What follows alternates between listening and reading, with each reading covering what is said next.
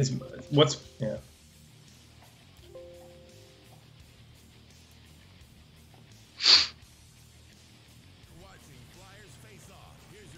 Dan, no Flyers jersey? No, maybe I'll get one on halfway through the show. What is going on, everybody? It's Mike Bailey here with a new episode of Flyers Face Off, and I'm joined with Kevin Fortier and Dan Silver. There you go. Way to be prepared, Mike. You're all over.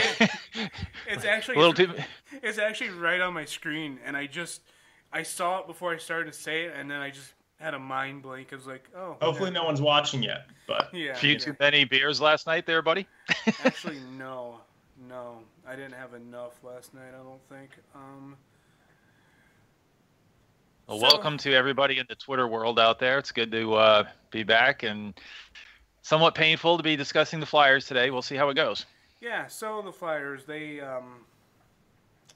been a team of ups and downs so far here through the first few games, and there's been some good. There's been a lot of bad. I guess there's been more good than bad, but what have you thought so far from what you've seen so far, Kevin? Well, I mean, one of the things that I have liked is that some of the kids have looked pretty solid out there. Lawton has been playing really well. He's got 3 goals in the first 5 games. Robert Haig has looked pretty good on defense. He's picked up a couple of goals. He's been pinching in on the rush. He had a couple of chances yesterday.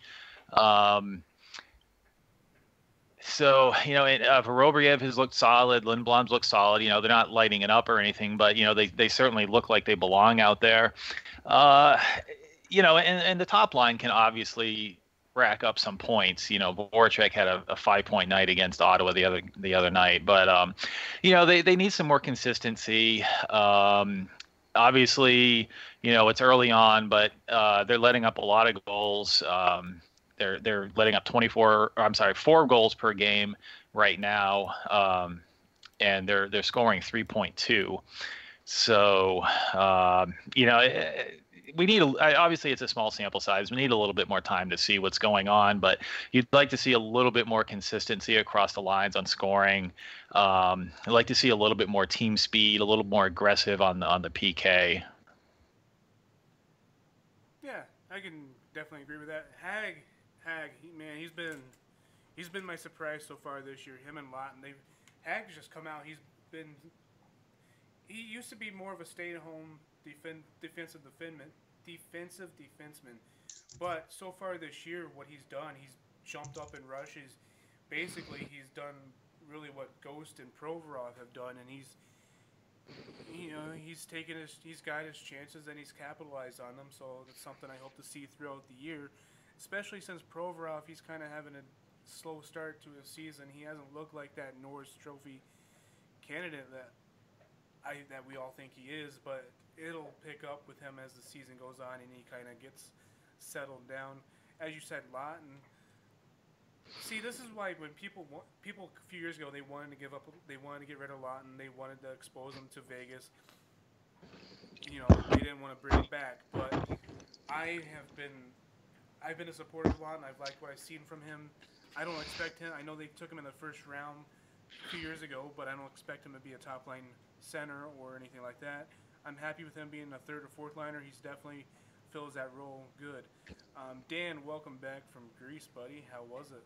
Thanks, Ben. Yeah, no, it was awesome. It's beautiful over there. To pick up on Lawton, before the season started, I have numerous tweets telling people that he has got untapped offensive ability, and I don't think anyone, maybe Mike, but I don't think anyone was really agreeing with me on that. And so far this year, it looks like maybe he does, right? I mean, I think we get too wrapped up in the game to game with a lot of these guys and don't realize that Scott Lawton is only 24 years old. He was almost a 2-point per game player in the OHL when he was playing with the Oshawa Generals. And I think he probably made the Flyers a little bit too early. And I think he played some games with the Flyers as an 18-year-old. And then he was kind of up and down and trying to figure out his role. But he's younger than Mike Vecchione, for example. Like Scott Lawton is still a pretty young player, 24 years old. And we saw it took a while for Couturier to get to his offensive potential. And I think that there's still some untapped potential with Lawton. And one of the things that really Lawton has helped out with this year so far is the penalty kill. I mean, I don't know what it's taken Dave Haxtell so long to get Scott Lawton and Michael Raffl on the penalty kill, one of the top penalty kill units, but they are now. And those guys look like they could actually help with the dumpster fire that has been this team's penalty kill for the last number of years. So, yeah, I mean, look, Lawton's been one of the bright spots, and he's going to have to keep doing that because Nolan Patrick's out and James Van Riemsdyk's out. And it looks like, I didn't see an update today yet. I might have missed it, but Oscar Lindblom looked like he certainly may have got a concussion in yesterday's game. There were no updates on Lindblom yet, so I haven't seen anything either. I would guess that Lindblom's probably going to be out for a little while. So Lawton, it's going to be important that Lawton, continue to play like he has been. Well, he looked good. Was it 2014 when he was up and he was playing well, and then he got, I think it was Niskanen that gave him a concussion.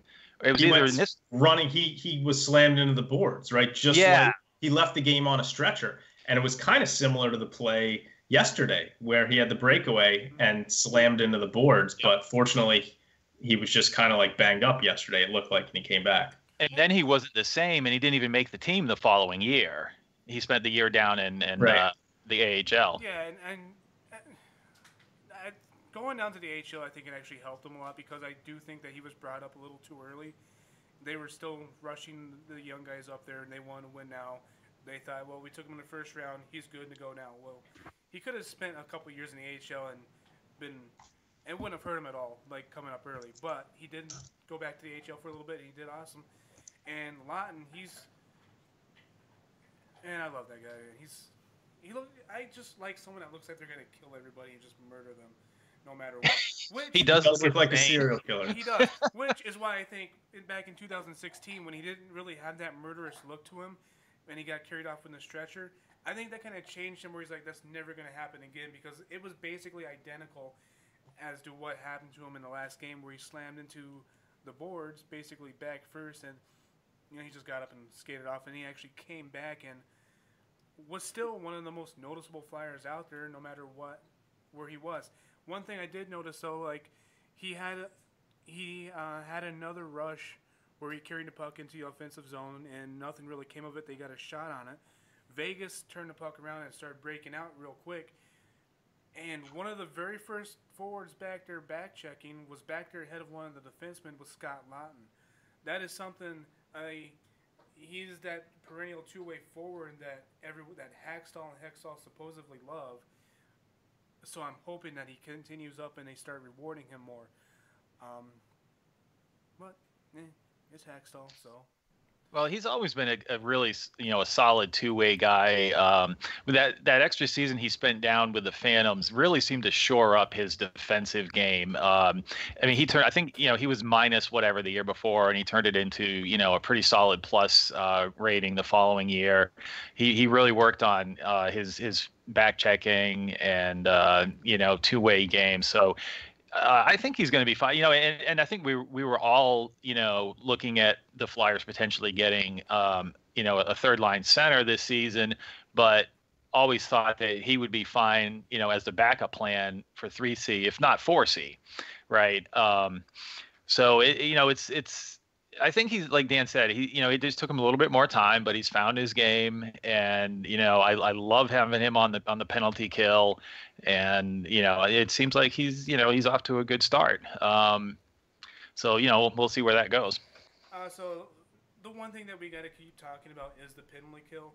Now I know last game against Vegas they didn't give up a power play goal, but Vegas hasn't scored a power play goal yet this year, so I don't care that they kept them 0 and whatever.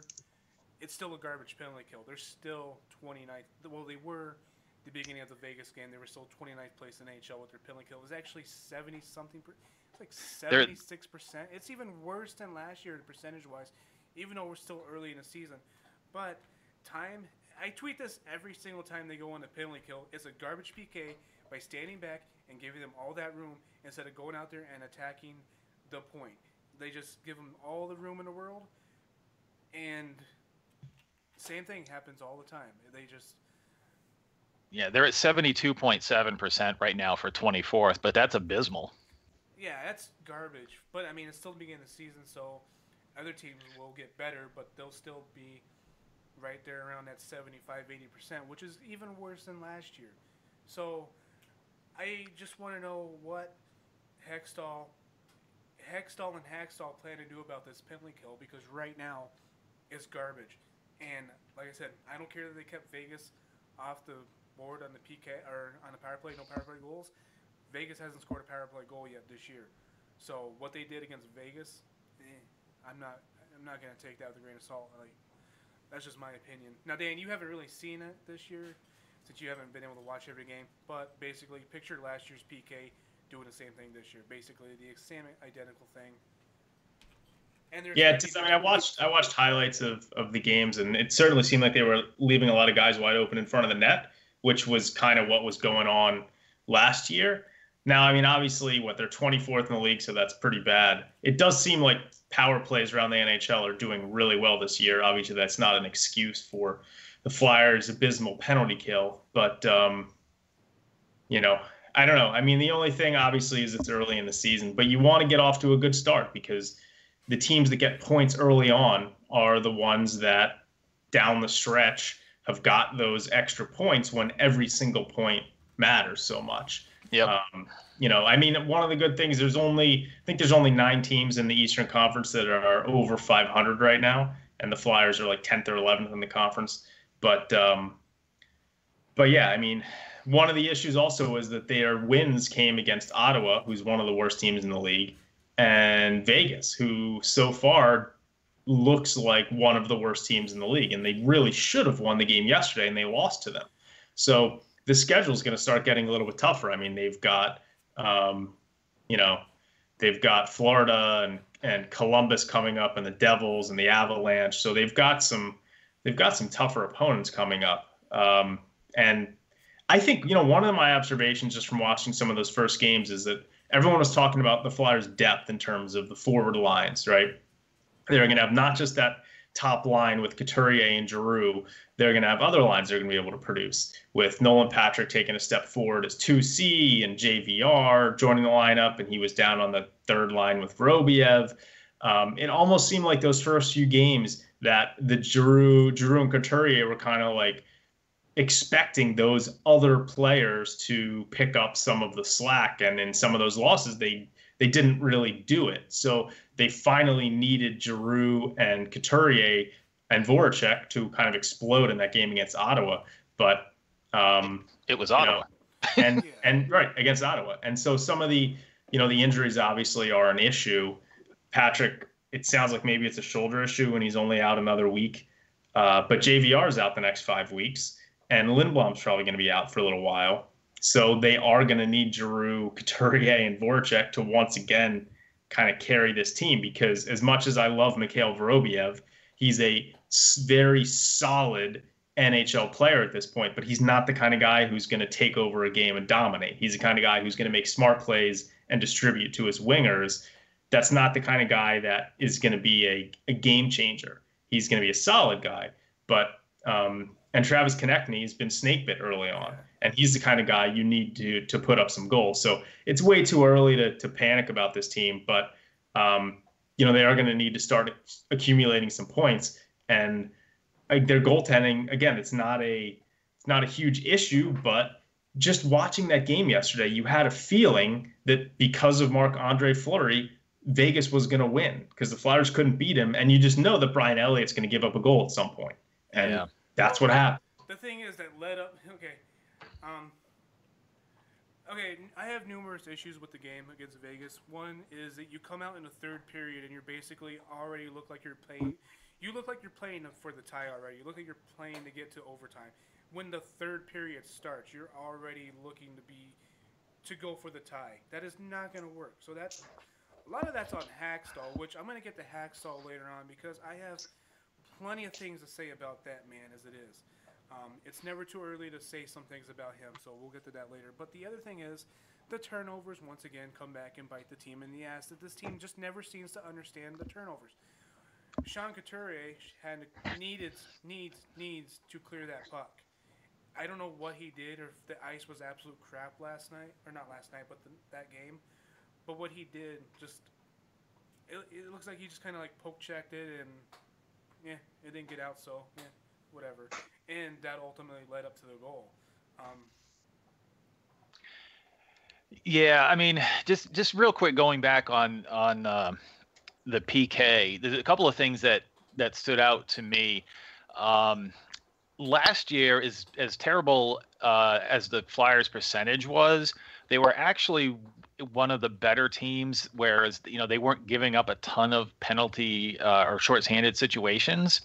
This year, they're actually 28th right now. They've been shorthanded 22 times, and that's the third worst. And 25 times shorthanded is the worst in the league. So when your penalty kill is in the mid 20, 25 area or mid 20 area, but you're giving up more than almost every other team in the league, that's going to be a problem. That's when these games come around.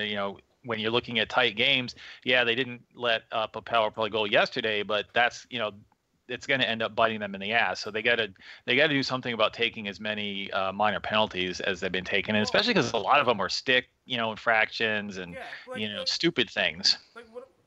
Look at most of the penalties they take. They're what? Hooking calls because the defenseman is out of position. That's usually what the calls have been so far. Is something ridiculous like that? Is somebody's out of position and they have to go up there and hook to save a call or to save a goal?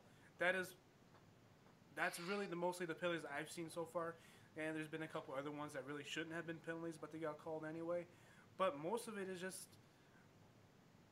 Well, okay, the first few games, let's just admit that the defense wasn't exactly stellar during those games. Like, I don't know, Dane, like you didn't exactly get to see that game against San Jose. I know you probably saw the highlights, but that I looked like a disaster. Oh, it was terrible. Man. How do you come out of a home opener like that? It's the Flyers. I mean, when did they actually win? Well, besides, we're used to this, right? I mean, this is our entire lives. We're used to this team just dropping a deuce in big moments. Yeah, so that was a horrible game. I know if you only watched the highlights, you really only saw just half of what really happened in that game. It was worse than the highlights? Oh yeah. Yeah, well, and Hackstall threw the kids under the bus between. I think it was the first intermission, but it might have been the second one when somebody got a hold of him, and he basically said, the young guys are, being a little too aggressive, and that, that could be, because, they're getting a little bit more, of a role or something, so that, they're trying too hard. And I was like, I don't think you can really blame this on the kids, and the defense was definitely being too aggressive. Both Ghost and Proby got caught pinching up a couple of times, and one of them was the first goal that San Jose ended up scoring. They ended up going in on a 2-on-1, but but that was the first game that they had the kids line together with Lindblom, Patrick, and Konechny, and then for him to try to make it seem like he was throwing the kids under the bus just really pissed me off. Yeah, so that's why I'm just going to come out and say that it is basically time to fire Hackstall. There, I said it. Hashtag fire Hackstall. It's time. It's been time, and this is why. Last night, or not against San Jose, you have 2 goals scored against you in 11 seconds in the first period. Call a timeout. Do something. Settle the team down. Do something. Instead, you just hang them out to dry. You let Brian Elliott. Like, I understand you have a game against Ottawa the next day, but you can't let Brian Elliott just take 8 goals when you see the team in front of him is playing like absolute crap. Let Picard get some. Let them just split the game or something, and then figure out Ottawa later. That was unfortunate, and he never ended up using that timeout either, Mike. No, he did. He blew it on a challenge call. Or no. Oh, did he? No. Never mind. I'm wrong. That was against Colorado. That was against Yeah. Colorado. That's right. Yeah, no, he never used that timeout. So, what, fire Hextall. Also, first game of the season, you win 5-2 in Vegas. Second game, you take out Gudis, who had a good game. You put Christian Folan in there. And Christian Folan cost you 3 goals. 2 of them because he can't clear the puck. He's lazy. And the third one because he takes a lazy penalty because he's out of position. That's 3 goals he cost you against Colorado, who beat you 5-2. Yeah, I mean, it's Hackstall he doesn't strike you as a coach that is going to do things to put you over the top, right? He feels like a mediocre head coach who doesn't have very good in-game decision making. And why do you put Christian, like, I read a quote from him that Folin played in that game because he deserved it because of his preseason performance. He was horrible in the preseason. Like, how are you going to, and Gudis, by the way, was pretty good, like, in that first game, from what I understand. Whereas Andrew McDonald has been a dumpster fire all season long, clearly came back too early from that injury. So if you're going to put Folin in, why are you not taking Amac out of the lineup? Because obviously he's got that, that veteran presence Amac that he had with Brandon Manning last year.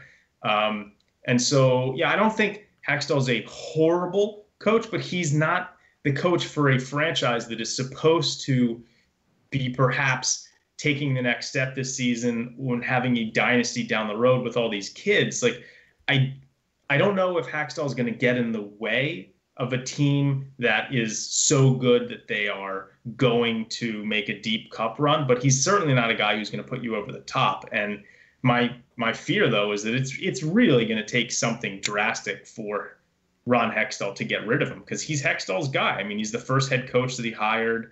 I know we all want to see him get fired. I don't think it's going to happen. No, I don't think it's going to happen either. But I mean, there's just so much stuff that's happened over the last since he's okay. I let his first season slide because he actually kind of impressed me, because he took a team that I thought was complete crap into the playoffs. Like that, okay, that surprised me. I was thinking, okay, maybe he knows what he's doing. Then the second season comes around, and it was like a month in, and I'm already starting to hashtag fire Hack. Like, what was it? Well, like you said, Amac, he's been horrible. He's been absolutely horrible. He was even horrible. I think he was quoted after the San Jose or after the Vegas game or something like that, saying that, yeah, he's probably not 100%. He probably came back too early. Why is he still playing? I mean, he looks the same as he did last year and the year before that and the year before that. He still looked horrible. He's still going down so easy. He still just lays down on the ice for every goal against. I don't know what he's still trying to do with that, or why they haven't told him to stay on his feet. Well, and even worse, he kept juggling the defense pairs. Well, I mean, he's always done that. But and he had Haig and Gudis playing together. I can't remember. Maybe it was the San Jose game, but and those two guys, yes, Haig's been doing better this year in terms of moving the puck and pinching in on the offense a little bit. But they're both prototypical stay-at-home defensemen, and they're not the greatest puck carriers. So why would you put those two guys together? You got to split them up. Put Sanheim with either Gudis or Amac, and put Haig with the other guy. It just makes sense. And he just, and then of course after the San Jose game, his first instinct at any sign of adversity, I mean, was to go hook Weiss from the trash bin somewhere and throw him in the game. Yes, he had a couple of secondary assists, big freaking deal, but the reliance, with Lawton being, or not Lawton, Laterra being the top, one of the top PK forwards. I mean, it's just his question. I question his decision making. He's a terrible in-game coach. He doesn't make adjustments. He especially doesn't make adjustments on the road. I mean, he's even said that he doesn't, do that because he doesn't know what the hell he's doing. Right. And it's like, come on, we all thought Konechny was going to be on the PK this year, and he was all excited about it, and then it was like they did that for one preseason game, and I don't think he's been on the PK since. No, not really. Well, I think he's probably going to be punished because he hasn't scored a goal yet. So they're probably going to cut his ice time because he's. I mean, what do you want the guy to do? He's hitting the post multiple times. He's getting chances.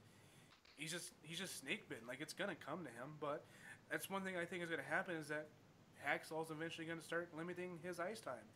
Um, and like you I said, mean, one of my takeaways with this team early on and with Hackstall in general is that I don't think he's getting as much out of the young players as he potentially could. And last year when he put Konechny on that first line, that kind of unlocked Konechny's potential. But then for the playoffs, he dropped him back to the third line and he put Michael Raffl on the first line. And this year he started Konechny on that first line, but now he's been dropped down. And I can't help but feel like Travis Sanheim's got a lot of unlocked potential that we just haven't seen yet. And I think it's because this coach has no idea what he's doing in terms of teaching young players how to play the modern NHL style. Like, it seems to me that they have to figure it out on their own from a raw skill perspective. So Ivan Provorov is, raw skills is one of the best defensemen in the league. I almost feel like he's freewheeling a little bit out there and just kind of like doing whatever he wants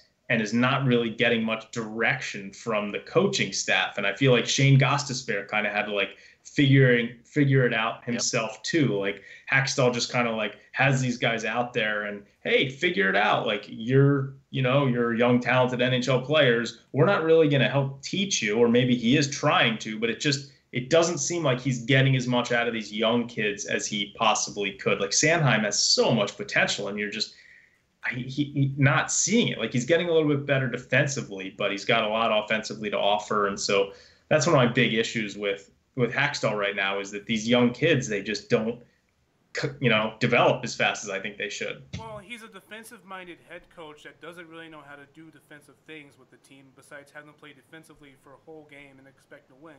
So he limits their offensiveness and punishes them for going out there and trying new things, but sometimes it backfires. But for a coach that was brought in to develop the young talent and then seemingly just not really do it, yeah, I mean, the fans, we see that they're not really being developed. I mean, well, and worse than just dropping him to the third line last year, when he moved him over, I think it was the end of December or early January, I can't remember. He moved him up to that top line. Konechny was like basically a point per game player for the rest of the season, and they were the second or third best scoring line in the NHL for the rest of that season. But he took him from the right wing and moved him to the left wing on the third line, which made zero sense. And Raffl is terrible on right wing. I mean, it's so mind-boggling and frustrating, and Hextall was saying, that it seemed like Jordan Wheel had the inside chance at the 3C, but he didn't even really get a chance to play 3C that much in the preseason. And naturally, of course, he's scratched to start the season because God knows we've got to have Laterra out there, who by the way, he finally does lead the Flyers in something. He has taken the most penalties of any Flyer right now. Congratulations, Yuri Laterra. Well, yeah, I will say this. Exactly. I will say this just about Laterra. Like, Lindblom, he got in the San Jose game, he got completely just interfered. Like, I think it was interference. There was a no call on it. And I will say this about Laterra, that he did do something, is that he completely just two-handed cross-checked someone for Lindblom's defense. I will say that he did pick up a double minor on that, which was a little ridiculous. But one of his penalties was, worth taking. So I will defend him on that part, even though I'm not a Laterra fan. But for what he did by defending one of the young guys, I'll give him that and say, good job, Laterra. Other than that, you're still pretty useless. Yeah, but Wheel was scratched the first 2 games of the season. He got into the lineup in the third game. I think he played about 8.5 minutes, and that was a San Jose game. And then he was scratched the next day so that they could bring Dale Weiss back in, so that we could have both Weiss and Laterra on the fourth line. I mean, are you freaking kidding me? I mean, what is he thinking? I mean, one of the things that really annoys me about Hackstall is that he's got to have this like fourth line that is in his head is like in his head. I feel like he wants defensive players on the fourth line, right? So he loved having Van de Velde and Belmar on the fourth line, and last year he loved having Laterra and Weiss on the fourth line, and it's like, here's the thing. This team is so deep with forwards and forward prospects that are going to be coming up that they're going to need to have a fourth line that has some offensively talented players, because otherwise you're going to have players in the AHL who are much better than the fourth liners on the Flyers, because simply the depth of this organization is so strong. And like, he's going to need to have guys on the fourth line like Vorobiev or maybe ultimately a German Rupsov who are good defensively but can also score. And it feels like he needs to have like a Corbin Knight or a Yuri Laterra or a Dale Weiss on the fourth line, these guys who fit this defensive role but can't score. And they're going to have really good forwards who are going to need to be on the fourth line because this team is so deep organizationally. Well, that's what happens when you have a head coach that has no NHL experience, never played in it, never coached in it.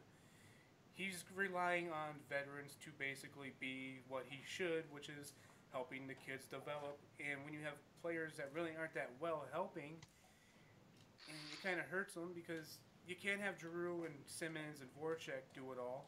So you got to spread it out to the other ones, and so you play him. That's what he's doing. He has no experience in the NHL. Dave Hackstall has never played in the NHL, let alone coached in it. He is not a NHL coach and never will be. But think about how crazy this is, right? Chris Van de Velde went 161 games without being a healthy scratch for the Flyers. 161 games. And Belmar did the exact same thing. I think he actually went 162 games, 2 full seasons without being a healthy scratch. When they didn't re-sign Van de Velde, Ottawa signed him to a tryout and then cut him. And he hasn't played an NHL game since. So how can he go from being so indispensable that he plays every single game for the Flyers to being back off into, I don't know, the Finnish league or German league or something? I mean, it's insane. The same way when Hackstall first came here, Amac was scratched and sent to the AHL, and now Amac was basically he was basically the 1D for until Provorov proved he was. So, or at least he was on the top line. He was on the top pairing with Eric Provorov for the longest time. So you have someone that's never been in an NHL that doesn't recognize NHL talent, basically trying to tell NHL kids what to do. That is what's going on. But I don't want to keep this negative the whole time, so we'll move on to something a little bit more positive. And what I can say so far is goaltending has not been an issue. Goaltending has been pretty good. It's not been stellar, but what happened there against San Jose really wasn't on Brian Elliott, because he did keep them in that game for the longest time. Elliott has done good. Picard, I've only seen. He was okay. He was okay, yeah. But I mean, goaltending hasn't cost us any games so far. So yeah, but we need to have higher expectations. I mean, we've got Brian Elliott's got a 3.8 goals against average with a .883 save percentage, and Pickard's got a 4 goals against average with an .886 save percentage. Like that's not good enough. Like you can't, like the game against Vegas, you're going to lose because they have Marc-Andre Fleury in the net. So I understand what you're saying, that we didn't have high expectations coming into the season, and goaltending, I guess, hasn't really cost us any games, but it's still so frustrating that we don't have any good goaltenders. Like, these guys are not good. They're not good goaltenders. Brian Elliott's coming off of an injury. He's not going to win hockey games for you. Right. He's not going to steal any games. You basically, he's hopefully not going to lose many games, but it just still, it's disappointing. And obviously it's very early in the AHL season, but Carter Hart has not looked very good with the Phantoms so far. I mean, he already got pulled from his second game. They won his first game. He gave up 3 goals. Like, I don't think that Carter Hart's going to be ready anytime soon. This year, well, I watched that game. I'm sorry to interrupt you, Dan. He actually played pretty well, and I'm pretty sure two of those goals were power play goals, and one of them they had just literally like 2 seconds earlier come off a 5-on-3 PK. So he hasn't. I mean, the second game, granted, yes, he looked rough in the second game, and Stolarz came in and he gave up 3 or 4 goals himself. They did for whatever reason, they did absolutely nothing in that game. But we knew that Carter Hart he just wasn't going to be there because Hextall didn't want him there anyway, right? I mean, he really believes that the goaltenders need a little bit of time in the AHL to season, but it's just too risky going with what they've got. Because Newby, they don't have any other. They don't have another alternative though. No, Newby's never going to be healthy. No. He's the best. He's the most talented goaltender they have, but he just can't stay healthy for more than 2 games at a time. And Elliott's. His career, he's like 2.7 and .907 save percentage. So he's not the guy that's going to get them into a deep run. He can't take over a playoff series like so many of these other teams have their number one starters be. See, what I think is happening is Hextall expected more out of the defense than what they've actually shown to us so far this year, and he was expecting the defense to basically cover up for the goaltending being mediocre. Now that's not happening. Now your defense is getting exposed, and your goaltending is actually trying to be a little bit better than your defense is, which is what has happened so far in these first few games. That's not going to work because Brian Elliott can't play every game. Picard, I don't. He hasn't played much in AHL. He's not a starter. Brian Elliott's not a starter either. But Elliott's a starter. He always has been. But I get your point. Amac was a starter at one point too. So. But you're right. They were assuming that the defense was going to be playing better, kind of like that old Detroit model where you didn't need a superstar goalie because their defense was so incredible that, the goalie was going to be able to make the saves on what actually, ended up getting through the defense. The thing that has just, I've been ranting and raving about this for the line. They needed a veteran right-hand defenseman who could help with a transition, and they do. No, I'm not talking about Folan. I'm talking about someone who actually is worth a crap. Yeah, well, I know that. But Kev Folan is the guy. He's going to lead us to the cup, man. That's what you're looking at. Hextall stands by him as a good. He looks like Bobby Orr out there, man. I don't know what you're looking at. Look, Hextall went out. He got the franchise right-handed defenseman in Folan, and everything should be great. Hey, and don't forget, you got that stupid mascot now, Gritty. Which I'm about. Oh, come on. He's hey. Cool. Don't diss Gritty, man. I know. I'm tired of that damn thing because every time the Flyers lose, they put that damn thing on Twitter and show them around like we're supposed to be happy that we got this damn orange thing. Hey, but you know what? If this team keeps going down the shitter, at least we've got that mascot. That's, Hey, I'll take a Gritty over a Stanley Cup any day of the week then. Just send me. Well, that's basically what they're saying to us. Well, it could be worse, right? They could be Ottawa, who's going to be the worst team in the NHL, but doesn't have a first-round pick this year.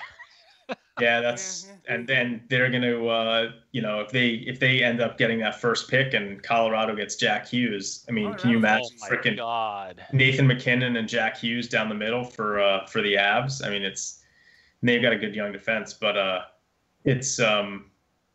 Yeah, I don't know, man. It's I'm sure this team will go on a 12-game winning streak at some point in January or February, and they'll get into the playoffs. These injuries are not ideal. I'd love to see Albe Kubel get a shot up in the NHL. He's putting together some decent AHL stats. I know it sounds like he's been taking some bad penalties, and so maybe that's he's had discipline issues in the past, so that's not helpful. But I'd love to see him get a shot to play on one of those top 3 lines on the wing. And even the fourth line. Why not the fourth line? Yeah, I would do it. Hextall, it seems like doesn't like guys like that on the fourth line. I don't know. No. But off top, did you guys see the body slam on Elias Pettersson last night? Yeah, I saw No. that. Yeah, the NHL's got to do something about this. Did you see that, Kev? No, I didn't see that. I'll have to look that up. The Canucks really, they're like all-world rookie Elias Pettersson. He got like body slammed to the ice last night by this guy on Florida, Mike Matheson on the Panthers. Basically, Pettersson burned him, and then Matheson caught up to him behind the net and just like body slammed him. And it looks like Pettersson's got a concussion, but it's like, I mean, NHL's got to get control over some of these. I love the Tom Wilson suspension. But it's come on, you got to protect the young stars. Well, I know Matheson. He does have I think it's an in-person hearing. I think I saw on Twitter. Yeah. So they're doing something, But I mean, was he even penalized on the play? I don't think he was even penalized. I'm watching it right now. I'll tell you in a sec. He might have gotten interference, but I don't know how that's not a 5 in a game. Like that right there's a match. Like look at wow. He got destroyed. Holy crap. Yeah, and he just picked him up and like body slammed him. Look at what Simmons did a couple years ago to McDonough. All he did was punch him in the face, and he got a match for that. Well, and that one, McDonough was like high sticked him before that, I think. Right. Yeah, well, exactly. Simmons went for the hit. McDonough check him in the back of the head. Simmons didn't like him, punched him in the face. He got a match for it. How does Matheson not get a match?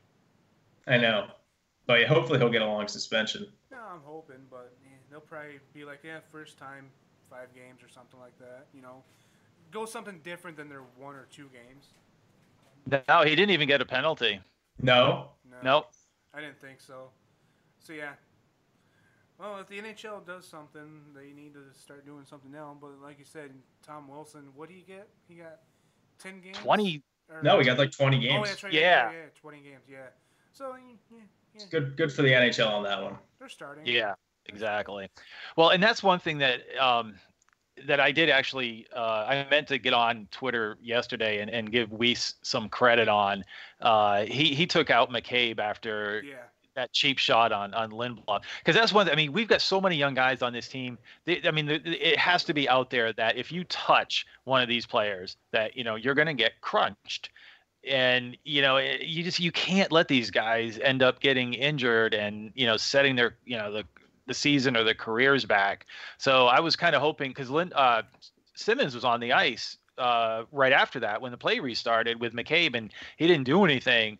And like Mike said, Laterra did go after whoever it was that in the Ottawa game, I think it was, they hit him. So, they gotta watch after these guys, and I don't want Sanheim, to have to defend himself just because he's, 6'4" or whatever. So hopefully that's one thing, that they'll be keeping an eye on, and, they can't let these kids be getting run. Yeah, I don't think Simmons is going to do much to take penalties this year because it's his contract year. So I think he wants to be out there on the ice as much as possible to try and put up the points. So that's where you can have a Weiss who does fight, and once in a while he's not good at it, but he'll do. What is he good at exactly? Yeah, what is he good at? Yeah. I hear he makes a mean omelet. Like, you get that guy on like a Sunday morning. He's the Dutch Gretzky, so he's something, all right. But he stood up for Lindblom, so. So for a couple of positive things, because I did write a few things down here. You got positives? So I do have a couple of positives. So the Flyers are scoring 3.2 goals per game right now. Last year they scored 3.06, so they're doing it a little bit better. Now, unfortunately, they're giving up more goals per game. But they're not losing games on shooting percentage. As a team right now, they're shooting 9.6%, and last year they shot 9.5%. So that's in line. And the power play is 15th in the league. Which is decent, but like Dan was saying, I mean, the power play has been really strong. I mean, across the board. I mean, everybody's power plays are doing better than they were before. So there's a few things anyway that, it's not completely terrible. I'd like to, the defense, other than Gudis, who actually has 4 assists already, you're not really, and Haig, Proby doesn't have any points. I think Amac might which is have an crazy assist. that Provorov. Yeah, it is. How many points that team has? It's Provorov. I'm hoping he gets out of this little rut he's in soon because he's not looked good. He looks like he's actually in his sophomore slump right now. He's just taking it a year later. It's not going to last all year. He'll bounce back, but yeah. What worries me more is Patrick. I mean, Patrick has no points and is -5 in the 4 games that he played. So hopefully he didn't look good in preseason either. You know what though? He's always a guy who has been a slow starter. Even if you look at in the WHL, he was always a slow starter, and then he would come on. Like I remember, and even in the playoffs, I remember watching the playoffs when they won the championship. The first round, he was like didn't do much, and then he totally took over after that. Like I feel like he's a guy. I'd be more concerned about the injuries with Patrick. Yeah. I think he'll be fine from a talent perspective, but it doesn't help him right now, obviously. So he's basically the perfect fit for the Flyers. He does have an injury history. He's a slow starter, but picks it up towards the end of the season. Hey, that sounds just like the Flyers, who come off the slow starts and pick it up towards the end of the season full of injuries. So. Yeah, but like Dan said, you don't want to be leaving too many points on the table here at the beginning of the season, and especially some of these games, where they should be doing better. So, we'll see. But, it always comes down, they're scratching at the end and every point counts. In 2014 and last year when they made the playoffs, they made the playoffs on I think the very last game of the season in both years. Mm-hmm. So they can't be leaving a lot of points on the table. Yeah. Now the way history's gone so far, they've made the playoffs, miss. This year they're supposed to miss. They've got to make the playoffs this year, though. Like that's one of the things. Like if they miss the playoffs this year, I think you might get your wish, and Hackstall might get fired. Actually, my wish was for Hackstall to be hired 2 seasons ago. But if they miss the playoffs this year, they may get rid of him. But I just don't think it's going to happen during the season unless they're a total dumpster fire, which they probably won't be. The fact that we can't say that with any positivity whatsoever is what's really scary. Yeah, I mean, who knows? They can go on to another 10-game losing streak, which I honestly thought they were going to start doing that here at the beginning of the season. With the way they came out against San Jose after they played in Colorado, I thought, yep, here we go. They're going to get this out of the way early.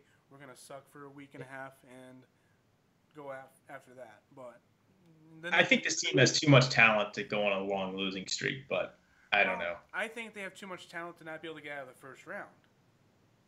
Well, here's the problem: is you finish second or third in the division, and you're taking on the Capitals or the Penguins. Like that's never you're almost always going to be the underdog, at least this year, against one of those 2 teams, I would think. But yeah, and if the injury bug continues, that certainly is not going to bode well either for them not racking up the points in the beginning of the season. And that is something that worries me because when the end of the season comes around and we somehow do miss the playoffs, Hackstall will just be like, "No, we just had some bad injuries, so that's not Hackstall's fault." So we'll just he won't. I don't think Hackstall will ever say that. He doesn't really give a lot of excuses, it seems like to me. But no, but it might be some of his reasoning to not fire Hackstall. But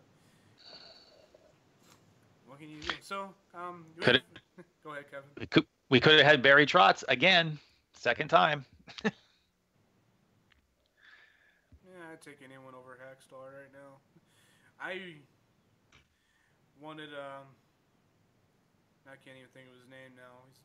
He's Gerard Gallant. I wanted Gallant, but well, I would have taken anybody. I couldn't believe when he announced that they had signed a college coach. I was just like, come on, because there were so many good coaches on the market at that time. Yeah, just I don't know. So, do we have any other positives or? You guys mentioned Robert Haig earlier on. I mean, it looks like he's taking a little more offensive initiative. I mean, he's a guy that last year was kind of a dump it off the boards and get it out of the zone. And this year it looks like he's taking more risks in the offensive zone. I think that's definitely been a positive for this team so far. And he's still racking up the hits and blocks as well. Yeah. Yeah. I mean, Wayne Simmons looks like he's healthy and playing fine, and so I think that's a positive. I mean, I think it's Lawton and Haig, and our top players look like they're top players, but we haven't really seen what we need to see for this team to take it to the next level. No, it's Yep.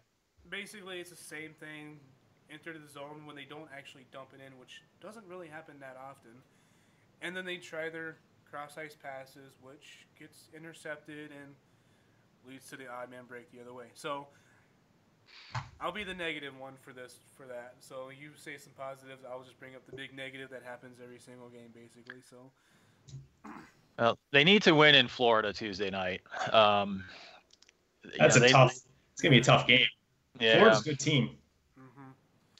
Then they got who they got after that? It's Columbus, and then the Devils, and then Colorado, and then Boston.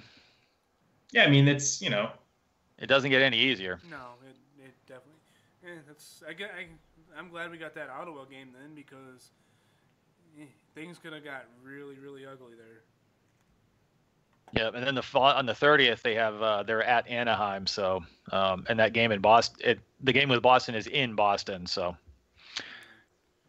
fun. But hey, we're the boys are back, man. We're first show with the three of us here, and we'll get Mike Aceto back, and Jamie's going to join us at some point, so it's it should be exciting. I mean, I could swallow them, if they go out there and they try and they lose, but they were playing the young guys, right? They were putting the best team possible on the ice. I could live with that because I'd rather that these guys are getting the experience that they're going to need for when the Flyers are really going to be contending. But if we have to sit through another season of two guys on the fourth line being absolute garbage, and the younger guys not getting ready, because they got to be able to roll four lines. None of these other teams that are successful have three lines and then a dumpster fire. They just don't. So that was one thing I was hoping we'd have this year is four real lines, but Hextall didn't see it that way. So well, Dan, it's good to have you back, and you made it home safe. Yeah, that's right. It's everything's good. Looking forward to being able to watch some of these games over the next few weeks. So let's hope they're worth watching because what we've seen so far. It seems like typical Flyers so far. Yeah, pretty much. When what we were hoping was a step forward, but it's early. Yeah. Okay. Well, that's gonna wrap it up for us. For Dan Silver and Kevin Fourier, I'm Mike Bailey. This is Flyers Face Off. Also, another thing here that I completely forgot about is that we're now part of Wildfire Radio. You can catch our previous episodes that will be available on their website as well as their app in a couple months when they get their app set up. So you can take us wherever you want to go. You can listen to us anytime. So anytime you want to hear some awesome positivity and some Fire Hackstall stuff, you can catch it anytime. So yeah, notwithstanding my tweet that we absolutely will not be part of Wildfire Sports. Yeah, that actually almost cost us that. One letter, I meant to type now, and I typed not. It completely changed the context of what I was saying. Oh, yeah. But